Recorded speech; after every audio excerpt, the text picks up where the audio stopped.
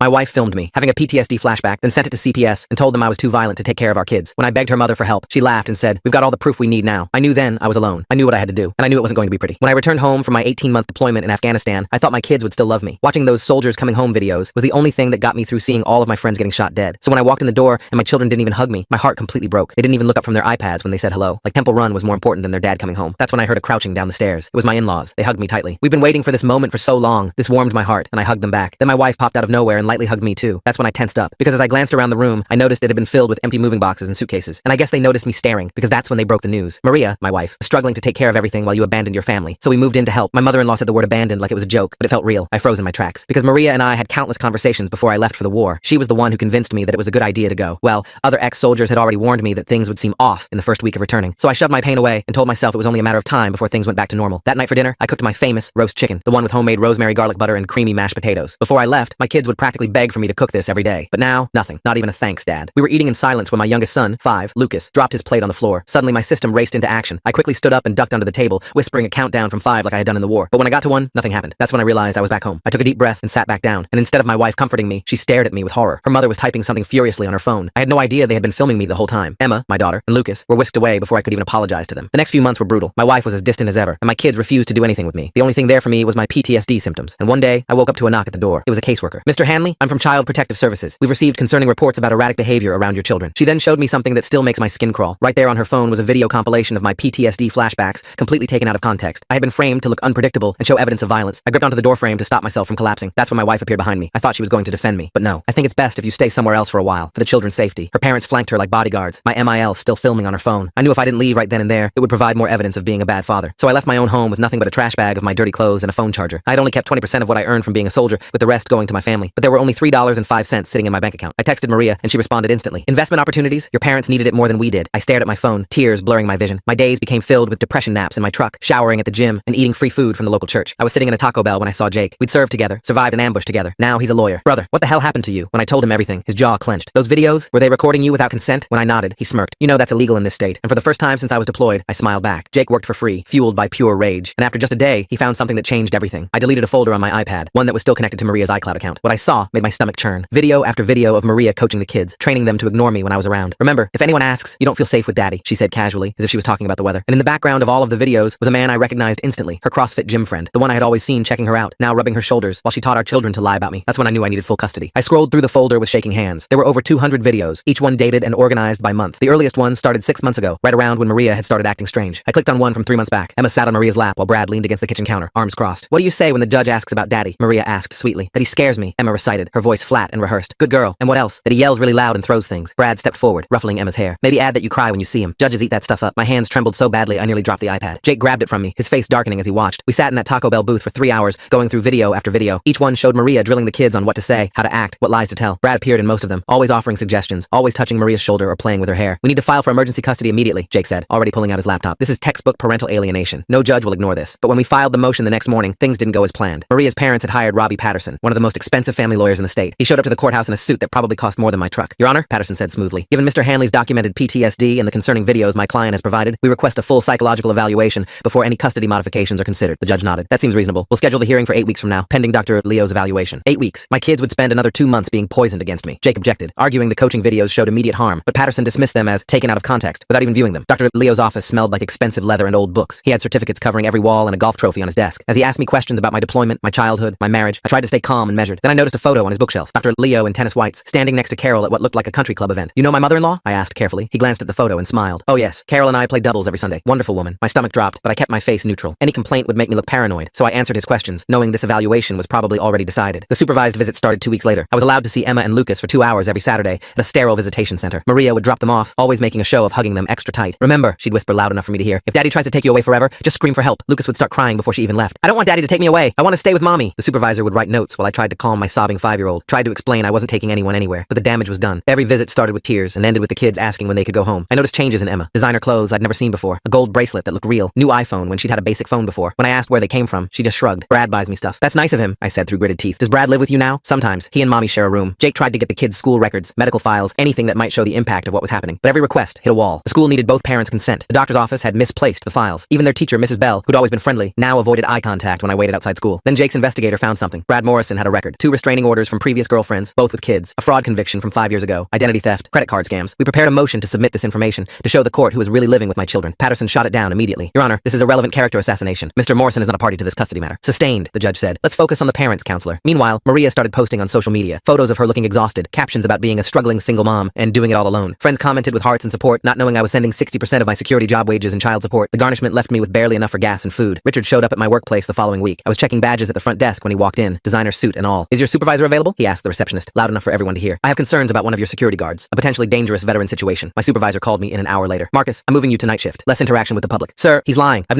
not saying you did anything wrong, but we can't have complaints. Night shift starts Monday. The night shift meant I couldn't even watch the kids at school anymore. Couldn't wave at them from across the street. My world shrank to darkness and empty buildings. During one Saturday visit, Lucas climbed onto my lap while Emma colored at the table. He was playing with toy cars when he suddenly whispered, Daddy, Brad hits mommy when he's angry. My whole body went rigid. The supervisor looked up from her clipboard. What did you say, buddy? Lucas's eyes went wide. Nothing. I'm not supposed to tell. Mommy said never tell anyone. It's okay, I said softly. Even his rage boiled in my chest. You can tell Daddy anything. But he shook his head frantically and went back to his cars. The supervisor made another note. Jake discovered more financial bombs. Credit cards in my name I'd never applied for. $30,000 in debt racked up while I was overseas. Purchases at stores I'd never been to. Restaurants I'd never eaten at. The credit card company said I'd have to file police reports. Prove it was fraud. But that would mean accusing Maria, and Patterson would spin it as more erratic behavior. My security job wages were garnished at 60%, leaving me with barely enough to survive. When I tried to access our joint savings to pay Jake's investigator, I found the account frozen. Maria claimed I was hiding assets, moving money to avoid support. The irony was brutal. I was living in my truck while she claimed I was hiding wealth. Jake's investigator had been watching Maria's gym. One morning, he hit gold. Security footage from 3 months ago. 2 months before I'd even come home. Maria, Brad, Carol, and Richard sitting in the gym's juice bar, papers spread on the table. The investigator couldn't get audio, but the body language was clear. Carol pointing at documents, Brad nodding, Maria looking uncertain until Richard put his hand on her shoulder. They planned this whole thing, Jake said, studying the footage. Before you even got back, the pretrial hearing was a disaster. Carol produced photos of me at the shooting range, claiming it proved violent tendencies. It's required training for my job, I protested. Nevertheless, Patterson said, it shows a comfort with weapons that concerns my client. The judge ordered anger management classes before any custody considerations. Another 16 weeks of delay. Another 4 months of my kids being poisoned against me. Emma's teacher finally reached out, but not officially. She called Jake's office from her personal phone. I can't testify without a court order, she said. But Emma's failing 3 classes. She was a straight A student before. And the things she writes in her journal. She draws pictures of her family, but her dad is always scribbled out in black. Dr. Patterson, the children's therapist, took an even bigger risk. She called Jake privately, voice shaking. I could lose my license for this, but those kids are being severely damaged. The coaching is obvious. Lucas has started wetting the bed. Emma shows signs of severe anxiety, but my reports keep getting edited before they reach the court. We tried to get her testimony admitted, but needed a court order. Another motion, another delay. The deposition was our first real break. Maria sat across from Jake, Patterson beside her, court reporter typing every word. Jake walked her through the timeline, careful and methodical. Then he asked about the CPS visit. You said you were shocked by the videos they showed you? Yes, completely shocked. But you knew about them before CPS arrived? No, she stopped, realizing her mistake. I knew Richard was concerned, but objection, Patterson said quickly. Mischaracterizes the testimony, but the damage was done. The court reporter had typed every word. Brad started picking up the kids from school. The restraining order kept me 500 feet away, but I could see him from across the street. He'd ruffle Lucas's hair, carry Emma's backpack, play the perfect father figure. Other parents smiled and waved, not knowing this man had 2 restraining orders for domestic violence. My bank accounts were frozen next. Maria claimed I was hiding deployment money, moving assets offshore. Jake proved every cent went to Richard's failed restaurant venture, but the freeze stayed while the court investigated. How much more can they take? I asked Jake one night, sitting in his office surrounded by papers. We're close, he said. The emergency hearing is next week. The judge has to watch the coaching videos, all of them, unedited. The emergency hearing was supposed to be routine, just another delay tactic, but Jake had prepared something special. He'd synced the coaching videos with the timeline, showing how they escalated, how Brad's involvement grew, how the children's behavior changed. Your Honor, Jake said, I'd like to play Exhibit 47. The video filled the courtroom screen. Carol sat with Maria at the kitchen table, Brad in the background. Carol slid an envelope across the table. This will guarantee you get full custody, Carol said clearly. Your father and I will handle the legal fees. Once you have sole custody, you and Brad can sell the house. Start fresh. Maria took the envelope, pecked inside. Mom, this is exactly what you need to secure your future and the children's future. Without him, the judge leaned forward. Patterson objected, claiming the video was edited, possibly deep-faked. Jake's expert witness, a digital forensic specialist, testified for an hour about authentication methods, metadata, impossibility of fabrication. Then came the breaking point. Video after video played. Emma crying as Maria told her daddy was dangerous. Lucas being coached to say he was scared. Brad suggesting specific phrases, specific accusations. 200 videos, 6 months of systematic alienation. Maria started crying halfway through. Real tears, not the practiced ones from her social media posts. I want to address the court, she suddenly said. Patterson grabbed her arm. Maria, I strongly advise. No, she shook him off. I can't do this anymore. The courtroom went silent. They made me do it, she said, voice breaking. My parents, they said if I didn't go along with it, they'd ruin me. They'd take everything. Make sure I never saw my kids again. They had Brad ready. Had the whole plan. I just wanted Marcus to come home. I never wanted any of this. Richard stood up. She's lying. She's unstable. Sit down, Mr. Thompson, the judge said sharply. Maria continued, words pouring out. The threats, the manipulation, the money, how her parents had controlled her whole life, how they saw Marcus as beneath them, how they'd waited for the deployment to strike. Brad was their idea, someone they could control, someone who'd do what they wanted. But he's violent. He's hurt me, hurt the kids, and I let it happen because I was more scared of my parents than anything else. The judge had heard enough. Based on the evidence presented, I'm granting immediate temporary custody to Mr. Hanley. Mrs. Hanley will have supervised visits only, pending further evaluation. Mr. and Mrs. Thompson are barred from any contact with the minor children pending investigation. Carol screamed. Richard threatened to sue everyone. Patterson tried to maintain order as security moved in. Brad was already gone. He'd slipped out during Maria's testimony, probably heading for state lines. Jake's investigator later confirmed he'd fled to avoid the fraud warrant that was issued within hours. I picked up my kids that afternoon. Really picked them up. No supervisor, no time limit. Lucas hugged me so tight I could barely breathe. Emma cried, but they were different tears. Relief, maybe. Or just exhaustion from carrying lies for so long. I'm sorry, Daddy, she whispered. I didn't mean those things I said. I know, baby, I know. Maria entered intensive therapy the next week. Real therapy, not the court-ordered kind. She had to unlearn a lifetime of her parents' control. control. The kids started therapy too, with Dr. Patterson now free to actually help them. Carol and Richard hired new lawyers, expensive ones, but their country club friends distanced themselves quickly. Fraud, conspiracy, witness tampering, child endangerment. The charges piled up. Their perfect reputation crumbled. They mortgaged their house to pay legal fees, sold their vacation home, liquidated their retirement accounts. 6 months later, I sat in a different courtroom. Final custody hearing. Maria sat across from me, but the hostility was gone. She looked healthier, clearer, like a weight had lifted. Your Honor, she said, I support Marcus having primary custody. I'm not ready. I need to work on myself, be the mother my children deserve. I know Marcus will take care of them while I do that. The judge granted it. Primary custody to me, supervised visits for Maria with a path to unsupervised as therapy progressed. Carol and Richard's trial was set for next month. They'd already lost everything that mattered to them. Their money, their reputation, their control. I drove home with my kids that day. Really home. Our home. Lucas chattered about school from the back seat. Emma showed me her improved report card, grades climbing back up, normal kid stuff. Beautiful, boring, normal kid stuff. That night, I cooked my famous roast chicken, the one with rosemary garlic butter. This time, Lucas helped mash the potatoes. Emma set the table without being asked. We ate together, talking and laughing. No iPads, no coaching, no lies between us. Dad? Emma asked as I tucked her in. Are you going to stay forever now? Forever and always, baby girl. Forever and always. And for the first time since I'd come home from Afghanistan, I actually believed it. The weeks that followed felt like walking through a minefield. Every morning brought new challenges, new attempts to undermine the custody arrangement. Carol and Richard weren't going down without a fight, and they had resources I couldn't match. The first sign of trouble came when I tried to enroll Emma in her school's aftercare program. The administrator looked at her computer screen, then back at me with confusion. I'm sorry, Mr. Hanley, but our records show you don't have educational rights. That's impossible. I have primary custody. She turned her monitor toward me. There it was, a document filed just days before the emergency hearing, signed by Maria, removing me from all educational decisions. Jake later discovered Carol had Maria sign dozens of forms during those final weeks, creating a paper trail of restrictions that would take months to untangle. Lucas started having nightmares. He'd wake up screaming for his mother, then immediately apologize, as if showing any attachment to Maria was betraying me. Dr. Patterson worked with him twice a week, slowly unpacking the psychological damage. She showed me drawings he'd made during sessions, stick figures with angry faces labeled daddy, standing over smaller figures. When asked about them, Lucas would shut down completely. The coaching runs deep, Dr. Patterson explained during a parent consultation. He's been programmed to see you as a threat. It'll take time to rebuild that trust. Meanwhile, Emma retreated into herself. She'd sit at the dinner table, picking at her food, barely speaking. When I asked about her day, she'd give one-word answers. The vibrant, chatty daughter I remembered from before deployment had been replaced by this hollow shell. 3 weeks into our new arrangement, I got a call from the school. Emma hadn't shown up for first period. Panic shot through me as I raced to the school, calling her phone repeatedly. No answer. I found her sitting alone at a bus stop 6 blocks away, still in her school uniform. I was going to find Mom, she said quietly when I sat beside her. Brad said if I ever needed to escape, I should call him. My blood ran cold. When did Brad tell you this? Before you came back. He gave me a phone, said it was our secret. She pulled out a cheap flip phone from her backpack. Jake's investigator later traced it to a batch purchased with stolen credit cards. Brad had been planning contingencies, grooming my daughter for months. The financial pressure intensified. Despite the custody change, the wage garnishment continued. Maria's lawyer filed motion after motion, claiming administrative delays. My take-home pay barely covered groceries and gas. When the truck's transmission started slipping, I couldn't afford repairs. I'd walk Emma to school, then catch 2 buses to get to work. Carol found new ways to insert herself. She'd show up at the kids' school during lunch, standing just outside the property line, waving at them through the fence. The school couldn't do anything since she wasn't technically trespassing. Emma would come home upset, confused about why Grandma couldn't visit anymore. She says you're keeping her away because you're mean, Emma told me one evening. She says she has presents for us, but you won't let her give them. I tried explaining the situation in age-appropriate terms, but how do you tell a child their grandparents are manipulative criminals? Every explanation sounded like I was the one poisoning them against family. Richard took a different approach. He started calling my employer daily, filing complaints about safety concerns. HR documented each call, but the damage accumulated. My supervisor pulled me aside after the 10th complaint. Marcus, I know this is personal stuff, but it's affecting the workplace. Other guards don't want to work shifts with you. They're worried about getting caught up in whatever this is. I found myself increasingly isolated. The few friends from before deployment had drifted away during my months living in the truck. Jake remained steadfast, but he had his own practice to run. The loneliness pressed in during quiet moments, when the kids were asleep and the house felt too empty. Maria's supervised visits were another source of tension. She'd arrive with Carol and Richard, who'd wait in the parking lot despite the no-contact order. The supervisor, a tired-looking woman named Denise, did her best to manage the situation, but Maria would spend the entire 2 hours crying, begging the children to forgive her. I'm so sorry, she'd sob, clutching at them. Mommy made mistakes. Mommy needs you to tell the judge you want to come home. Lucas would cry along with her, while Emma sat rigid, torn between programmed responses and genuine emotion. After each visit, it took days to restabilize their emotions. The breakthrough with Lucas came unexpectedly. We were at the grocery store, and he accidentally knocked over a display of soup cans. The crash sent him into immediate panic, diving behind my legs, whimpering about not telling Brad. Something about his terror flipped a switch in me. I knelt down, helped him pick up the cans, and told him about my own fears. You know what? Sometimes loud noises scare me too, from when I was in Afghanistan. But it's okay to be scared, and it's okay to make mistakes. He looked at me with wide eyes. Brad said soldiers don't get scared. Brad lied about a lot of things, buddy. That night, Lucas climbed into my bed for the first time since I'd gotten custody. He didn't say anything, just curled against my side and fell asleep. Progress came in small moments like these. Emma's walls took longer to break down. She'd test boundaries constantly, staying out past curfew, refusing to do homework, challenging every rule. Dr. Patterson explained it was her way of seeing if I'd abandon her like she'd been told I would. Each time I remained calm, consistent, present, I could see tiny cracks in her armor. The financial investigation revealed more damage. Brad had used my social security number to open 6 credit cards, maxing them out on electronics and jewelry. Some purchases matched items I'd seen Emma wearing. The sick realization that he'd used my stolen identity to buy gifts for my daughter while poisoning her against me made me physically ill. Jake pushed forward with fraud charges, but Brad had vanished completely. His last known address was empty. Neighbors said he'd packed up in the middle of the night. The investigator found similar patterns in other states, a trail of single mothers with children, financial ruin following in his wake. He's a predator, Jake said, reviewing the files. Carol and Richard brought a predator into your children's lives. The school situation deteriorated further. Emma's grades, which had started to improve, plummeted again. Her teacher called me in for a conference, showing me essays Emma had written. Dark themes, violent imagery, confusion about identity and belonging. The school counselor recommended intensive therapy, but my insurance through work wouldn't cover it. Another financial strain I couldn't manage. Then came the letter from Maria's new attorney, not Patterson, who'd withdrawn after the emergency hearing, but someone younger, hungrier. They were challenging the custody order, claiming Maria had been coerced during her courtroom confession. Attached were affidavits from Carol and Richard, painting me as a master manipulator who'd somehow orchestrated everything. This is insane, I told Jake, reading through the filing. They're saying I planted those videos? They're desperate, Jake replied. Their criminal trial is coming up. They need to discredit you as a witness. The stress began affecting affecting my work performance. Operating on minimal sleep, worried constantly about the kids, distracted by legal battles. I made mistakes, small ones at first, forgetting to log visitor badges, missing scheduled patrols. But in security work, small mistakes could cascade into big problems. My supervisor called me in after I'd failed to properly secure a loading dock door. Marcus, I've been patient, but this isn't working. I'm putting you on administrative leave, unpaid. Get your personal situation sorted out. Unpaid leave meant no income. The wage garnishment had already drained my savings. I had maybe 2 weeks of expenses covered, then nothing. Jake offered to loan me money, but I'd already taken too much from him. Pride was all I had left. I sold everything I could. My father's watch, the one he'd given me before deployment, some tools from the garage, anything to keep food on the table and gas in the truck. The kids didn't need to know how close we were to the edge. Emma noticed anyway. She found me one night at the kitchen table, surrounded by bills, calculator in hand, trying to figure out which ones could wait. Are we poor now? She asked quietly. We're managing, I said, trying to sound confident. She disappeared into her room and came back with the gold bracelet Brad had bought her. You can sell this. The gesture broke something in me. This child who'd been turned against me, offering up her possessions to help. I pulled her into a hug, and for the first time in months, she hugged back. Really hugged back. Not the stiff, obligatory embraces she'd been giving. We don't need to sell your things, I told her. We're going to be okay. She pulled back, studying my face. You promise? You're not going to leave again? I promise. I'm never leaving you and Lucas again. Something shifted in her eyes. Trust, maybe. Or at least the beginning of it. The next morning brought another crisis. Lucas's school called. He'd had an incident, the secretary said carefully. When I arrived, I found him in the principal's office, shirt torn, face streaked with tears. He'd attacked another student who'd said something about his dad being a bad soldier. He said you cold people, Lucas sobbed. He said Brad told his mom you were dangerous. Brad's poison spreading even in his absence. I held Lucas while the principal explained the zero tolerance policy on violence. 3-day suspension. Another mark against us in the custody battle. Dr. Patterson called an emergency session. Lucas drew picture after picture of soldiers and families, trying to reconcile the father he was starting to trust with the monster he'd been taught to fear. Progress was painfully slow. Meanwhile, Carol and Richard's campaign continued. They couldn't contact the children directly, but they found ways around it. Presents delivered to the house with no return address. Cards slipped under the door, always reminding the kids they were loved, they were missed, they were being kept away unfairly. I started finding Emma on the phone at odd hours. She'd hang up quickly when I entered the room. When I checked the call log, the numbers were always different. Untraceable burner phones. Carol had learned from Brad's playbook. Who were you talking to? I'd ask. Nobody, she'd say, not meeting my eyes. The supervised visits grew more chaotic. Maria showed increasing instability. 1 week catatonic with depression, the next manic with promises of Disney trips and new toys once she got them back. Denise documented everything, but Maria's new attorney spun it as a loving mother driven to desperation by unfair separation. Jake discovered Maria had stopped attending therapy after just 3 sessions. Her attorney claimed she couldn't afford it, despite Carol and Richard's deep pockets. Another manipulation, making her look like a struggling victim rather than a willing participant in the conspiracy. The financial noose tightened further. The mortgage company called. Maria had apparently taken out a second mortgage months ago, forging my signature. The payments were past due. Foreclosure proceedings would begin if I couldn't catch up. Another impossible expense added to the pile. How is this legal? I asked Jake desperately. How can they keep doing this? It's not legal, he said grimly. But proving it, prosecuting it, getting restitution, that all takes time. Time they're counting on you not having. He was right. Every day felt like drowning in slow motion. Get the kids up, fed, to school. Bus to job interviews that went nowhere once they checked references and found the dangerous veteran complaints. Back home to help with homework, make dinner from whatever was on sale, pretend everything was normal. Then, after bedtime, back to the kitchen table, trying to make numbers work that simply didn't. Emma started taking on responsibilities she shouldn't have to. Packing Lucas's lunch, helping him with homework, trying to fill the gaps while I juggled everything else. 10 years old and already parentified by circumstances beyond her control. One evening, I found her teaching Lucas the same lies Maria had coached into them, but reversed. If anyone asks about mom, you say she's sick, Emma instructed him. Don't talk about Brad. Don't talk about grandma and grandpa. Just say everything is fine. Emma, stop, I said gently. You don't need to coach him. He can tell the truth. She looked at me with eyes too old for her face. The truth doesn't help us, Dad. I learned that already. The weight of what these children had endured, what they were still enduring, crushed me. They'd been turned into weapons, then shields, now trying to be protectors. Their childhood sacrificed to adult manipulations. The next court date approached like a storm system. Maria's attorney had filed 17 different motions, each requiring responses, each costing time and money we didn't have. Jake worked 18-hour days preparing, but we both knew it was a war of attrition. They're trying to exhaust us, Jake explained. Make it so expensive and difficult that you'll accept a settlement. Shared custody, reduced support, anything to make this stop. But I couldn't. Not after everything. Not after seeing what that environment had done to my children. So we prepared for battle, knowing the odds were stacked against us. The week before court, everything accelerated. Richard was spotted talking to my former supervisor, no doubt planting more seeds of doubt. Carol hired a private investigator to follow me, documenting every moment, looking for any mistake to exploit. The pressure was suffocating. Then Lucas said something that changed everything. We were having breakfast, and he suddenly looked up from his cereal. Dad, I remembered something about the videos Mom made. I kept my voice carefully neutral. What did you remember, buddy? Grandma had a camera too, a different one. She said it was for insurance. Insurance. Another set of videos. Jake's investigator went to work immediately, but finding them would take time. Time we were running out of. The financial crisis reached critical mass when the power company sent a disconnection notice. 3 days to pay or lose electricity. I kept the kids in the dark about our money troubles, but this would be impossible to hide. That night, I sat them down for an honest conversation. Things are tight right now, I explained carefully. We might have to make some changes. Are we going to be homeless? Lucas asked, his voice small. No, buddy, I won't let that happen. Emma studied me. Is this because of Mom and Grandma and Grandpa? I chose my words carefully. Adults sometimes make choices that affect everyone, but we're going to get through this together. That night, after they were asleep, I did something I'd sworn I'd never do. I called my brother in Oregon, the one I hadn't spoken to since before deployment. He listened to the whole story without interrupting, then simply asked for my bank account number. The power stayed on. Small victories mattered. Lucas started sleeping through the night without nightmares. Emma rejoined her school's art club, something she'd loved before everything fell apart. These normal moments felt like miracles after months of crisis. But the other side wasn't done. 3 days before the hearing, Jake got a call. Patterson, the expensive attorney, was back on the case. Carol and Richard had liquidated more assets, hired a team of lawyers, expert witnesses, even a jury consultant. They were treating this like a corporate takeover, not a custody dispute. They're scared, Jake said. The criminal trial is next month. If they lose custody definitively, it strengthens the prosecution's case. Fear made them more dangerous. The next day, Emma came home from school in tears. Someone had distributed flyers at pickup time. Her school photo next to the words, "Missing, taken from loving family." Carol's work, no doubt. Skating just inside legal boundaries. Everyone was staring at me, Emma sobbed. They think you kidnapped us. I held her while she cried, feeling rage build in my chest. Using my children as weapons was one thing. Publicly humiliating them was another. Jake filed for an emergency restraining order, but the damage was done. Lucas withdrew again, afraid to go to school, afraid of what people would say. The progress we'd made evaporated overnight. Dr. Patterson called it re-traumatization, warned it could set back months of therapy. 2 days before court, Maria requested an emergency visit outside the normal schedule. Against Jake's advice, advice, I agreed. She arrived alone, looking healthier than she had in months. The conversation that followed surprised everyone. I want to make a deal, she said quietly, Denise listening from the corner. I'll support your custody if you drop the criminal charges against my parents. I can't drop charges I didn't file, I reminded her. The state is prosecuting them, but your testimony is key. Without it, they might get probation. I studied my wife, trying to find the woman I'd married beneath the layers of manipulation and damage. They hurt our children, Maria. They brought Brad into their lives. They destroyed us financially. They need to face consequences. They're my parents, she whispered. They're all I have left. You have Emma and Lucas. Focus on being the mother they need, not the daughter your parents want. She left without another word, but something in her expression gave me hope. Maybe, underneath it all, she was starting to see the truth. The night before court, I couldn't sleep. I sat in the kitchen, reviewing everything Jake had prepared. Testimonies, evidence, financial records showing the systematic destruction of my life. It felt like preparing for combat all over again, except this enemy knew all my weaknesses. Emma found me there at dawn. She climbed into my lap, something she hadn't done in over a year. Are you scared? She asked. A little, I admitted. Me too. She paused, then added, but we're going to win, right? We're going to stay together? I held her close, breathing in the scent of her strawberry shampoo, memorizing this moment of peace before the storm. We're going to fight for it, baby. That's all we can do. As the sun rose, casting long shadows through our kitchen window, I prepared for the battle that would determine our future. Win or lose, I'd given everything to protect my children. In the end, that's all any parent could do. The morning of court arrived with an unexpected development. Jake called at 5 a.m., his voice electric with urgency. He'd received an anonymous package containing a USB drive. The contents made my hands shake as I watched on his laptop. Carol had indeed kept her own recordings, not just backup videos, but footage of her coaching Maria on how to coach the children. Layer upon layer of manipulation, all documented by her own hand. In one video, she sat with Brad at her dining table, sliding cash across to him. 20,000 now, 40 when Marcus loses custody, she said clearly. Just keep playing the loving boyfriend role. Brad counted the bills, nodding. What about the kids? They're getting harder to control. Children are simple. Fear and rewards. Increase both. Jake immediately filed to submit the new evidence, but Patterson's team fought back hard. They demanded authentication, chain of custody verification, claiming the anonymous source made it inadmissible. The judge scheduled an emergency session for that afternoon to review. I dropped the kids at school, trying to keep my expression neutral. Emma sensed something anyway, grabbing my hand at the entrance. Today's the big day, isn't it? Just another hearing, sweetheart. She squeezed tighter. Lucas had another nightmare about Brad coming back. My jaw clenched, but I kept my voice steady. Brad's never coming back. The courthouse buzzed with activity when I arrived. Carol and Richard sat at their table, surrounded by their legal team. Maria was notably absent. Patterson approached Jake with a thick folder. Motion to dismiss the new evidence, he said smoothly. Anonymous sources have no credibility. But Jake had anticipated this. He'd spent the morning tracking the package. Security footage from the delivery service showed a woman matching Maria's description, dropping it off. When confronted with this during recess, Patterson's confidence visibly wavered. The judge returned, reviewed the authentication reports, and made her decision. The new videos would be admitted. Carol's face went pale as her own voice filled the courtroom, instructing Maria on psychological manipulation techniques. Remember, honey, Marcus is simple-minded. Military men always are. He'll believe whatever you tell him about needing space for the children's adjustment. Richard's voice joined in. The key is documentation. Every interaction, every word. We're building a case from day one. The timestamp showed this conversation happened 2 weeks before my deployment ended. Patterson tried damage control, arguing the videos were taken out of context, that Carol was simply a concerned grandmother. But then Jake played the Brad payment video. $20,000 in cash, clear as day. The judge's expression hardened. During the lunch break, I found Maria sitting alone in the hallway. She looked up as I approached, eyes red-rimmed. I dropped off the USB, she said quietly. I couldn't let them win, not after what they did to our babies. I sat beside her, careful to maintain distance. Why now? Dr. Patterson showed me Lucas's drawings, what I'd done to him, what they made me do. Her voice cracked. I found Mom's recordings when I was looking for Dad's will. She documented everything, like she was proud of it. Will you testify? She nodded slowly. My lawyer dropped me this morning when I told him, but I'm done being their puppet. The afternoon session exploded into chaos. Maria took the stand without an attorney, speaking directly to the judge. She detailed years of control, manipulation, threats, how her parents had isolated her from friends, made her financially dependent, used her children as leverage. When Marcus deployed, they said it was our chance to finally get rid of him. They had Brad ready, the whole plan mapped out. I was weak, I was scared, but I'm done being scared. Carol shot to her feet. You ungrateful little— Mrs. Thompson! The judge's gavel cracked. One more outburst and you'll be held in contempt, Maria continued, voice growing stronger. She revealed Brad's real role, the payments, the coaching sessions, how he'd started getting violent when the children resisted the programming, how she'd been too terrified of her parents to protect them. I failed as a mother, she said, looking directly at me, but I won't fail them anymore. Patterson tried to cross-examine, but without Carol and Richard's funding, his heart wasn't in it. The judge had heard enough. She called a recess to review all evidence before final ruling. Jake and I sat in a small conference room, surrounded by boxes of documentation. My phone buzzed with a text from Emma's school. She'd had a panic attack during PE, was in the nurse's office. I started to leave, but Jake grabbed my arm. This is it, Marcus. The ruling. You can't miss this. My daughter needs me, and she needs you to win this case. I'll send my assistant to the school. The longest hour of my life crawled by. Finally, the bailiff called us back. The judge looked exhausted, but determined. I've reviewed extensive evidence of systematic parental alienation, financial fraud, and conspiracy to manipulate the family court system, she began. The depth of this scheme is unlike anything I've encountered in 20 years on the bench. She detailed her findings, the coaching videos, the financial manipulation, Brad's involvement, Carol and Richard's orchestration, each point built toward an inevitable conclusion. Effective immediately, Mr. Hanley retains sole legal and physical custody of the minor children. Mrs. Hanley's supervised visits will continue pending completion of intensive therapy and parenting classes. Mr. and Mrs. Thompson are permanently barred from any contact with the minor children. Carol's scream echoed through the courtroom. Richard lunged toward me, but bailiffs intercepted him. As they were escorted out, Carol's carefully constructed mask finally shattered completely. You destroyed our family, she shrieked at Maria. You're dead to us! Dead! Maria flinched but stood her ground. The judge continued, addressing the financial crimes, ordering full restitution, referring the case to the district attorney for criminal prosecution. Brad Morrison had federal warrants issued for fraud and identity theft. Outside the courthouse, Maria approached hesitantly. I know I don't deserve forgiveness, but maybe someday we can co-parent properly. For them, focus on getting healthy, I told her. That's what they need from you. She nodded, walking away alone. No parents to lean on, no Brad to manipulate her. For the first time in her life, truly on her own. I raced to Emma's school, finding her curled up in the nurse's office. She launched herself into my arms. I thought you weren't coming. I thought the judge would make us go back. Never, baby. It's over. We won. She pulled back, searching my face. Really over? No more court? Really over. That evening, I sat the kids down and explained the ruling in simple terms. They were staying with me. They'd see their mom sometimes when she was better. The grandparents couldn't bother them anymore. Lucas climbed into my lap. What about Brad? Brad's in trouble with the police. He won't be coming back. Good, Emma said fiercely. I hope he goes to jail forever. The next weeks brought a parade of investigators. FBI for the identity theft, state prosecutors for the fraud, CPS for final evaluations. Each interview, each document built the cases against Carol, Richard, and and Brad. Jake's investigator finally tracked Brad to Nevada, where he was arrested trying to run the same scam on another single mother. Extradition brought him back to face charges. 37 counts of fraud, identity theft, and child endangerment. The financial untangling took months. Every credit card disputed, every fraudulent charge challenged. The second mortgage Maria had forged required extensive legal work to reverse. Slowly, painfully, we clawed back from the brink of bankruptcy. My job wouldn't take me back, tainted by Richard's poison. But a fellow veteran heard my story and offered me a position at his security firm. Better hours, better pay, understanding management. The kids could actually see me in daylight again. Dr. Patterson continued working with both children. Lucas's nightmares faded gradually. His drawings evolved from dark scribbles to normal kid art. Emma's grades recovered, her spark returning bit by bit. The healing wasn't linear, but it was real. Maria threw herself into therapy with desperate determination. Her supervised visits evolved from tearful apologies to actual interactions. She learned to be present without overwhelming them, to respect boundaries she'd never had herself. Carol and Richard's trial became a cautionary tale in family court circles. The evidence was overwhelming. Conspiracy, fraud, witness tampering, child endangerment. Their country club friends vanished like smoke. Their reputation, so carefully cultivated, destroyed completely. The verdict came down on a Tuesday. Guilty on all counts. Carol got 3 years, Richard 4. Their assets liquidated for restitution and legal fees. The empire they'd built on manipulation crumbled entirely. Brad took a plea deal. 18 months and full restitution in exchange for testimony about Carol and Richard's broader schemes. Turns out, my family wasn't their first target, just their most elaborate. 6 months after the custody ruling, I stood in my kitchen making dinner. Lucas helped set the table without being asked. Emma chatted about her art class, excited about an upcoming exhibition. Normal, peaceful, hours. Dad? Emma asked during dinner. Do you think Mom will ever be normal? I chose my words carefully. She's working hard to get better. That's all anyone can do. I'm glad she told the truth finally, Lucas added quietly, even if it was scary. Maria had sent them letters through Dr. Patterson. Not pushing, not manipulating, just acknowledging her failures and expressing hope for the future. The kids weren't ready to respond yet, but they'd kept the letters. Progress. That night, after bedtime stories and goodnight kisses, I sat on my porch with a cup of coffee. The house was quiet, peaceful. No more looking over my shoulder. No more documenting every interaction. No more fighting for my right to be their father. My phone buzzed with a text from Jake. Brad had been sentenced. 2 years federal prison, followed by probation and restitution. Another piece of justice served. I thought about responding, then set the phone aside. Tomorrow would bring its own challenges. The kids still had healing to do. I had my own PTSD to manage. Maria had her long journey ahead. But tonight, my children slept safely in their beds, dreaming normal dreams. The porch light attracted moths, dancing in circles around the bulb. I watched them for a while, thinking about patterns, cycles, the way people got trapped in their own destructive orbits. But cycles could be broken. My kids were proof of that. Inside, I checked on them one more time. Lucas sprawled across his bed, toy soldiers scattered on his nightstand. Emma curled up with the stuffed elephant I'd sent her from Afghanistan, the one she'd ignored when I first came home. Now it never left her bed. I'd lost 18 months to deployment, 6 months to hell, but we found our way back. Not to where we'd been before, but somewhere new, somewhere better maybe, because it was built on truth instead of lies. In the kitchen,